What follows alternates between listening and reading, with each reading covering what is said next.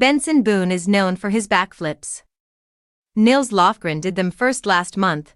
Nils Lofgren was watching the Grammy Awards when he came upon a familiar sight. After Benson Boone started his performance of Beautiful Things in the audience, Lofgren observed Boone jump atop a piano and execute a side backflip.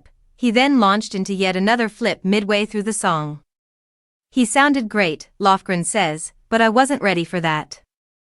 I'm glad to see the tradition carrying on." In the Hall of Fame of rock and roll stage moves, a backflip is a category all its own. Who did it first, however, is open to debate, and even Lofgren jokes, hell, somebody back in ancient times was probably doing it with a lute. But starting with his band Grin and up through his solo career and early tours with Bruce Springsteen and the E Street Band, Lofgren perfected the move more than 50 years before recent Rolling Stone cover star Boone.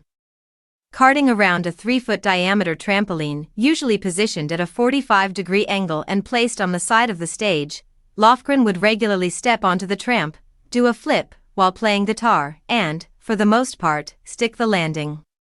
"I would run, jump up, hit the trampoline, flip backwards towards the audience, and land, and the band would crash back in," he says. "I always thought you could marry athletics and rock." For Lofgren, the backflip grew out of stage survival. As he recalls, Grin were about to open for the J. Geils Band at a show in the early 70s. Given the energy that the Geils Band, and especially frontman Peter Wolf, put out, Lofgren knew it would be daunting to precede them. "I couldn't figure out what can I do to compete with this that's authentic," he recalls.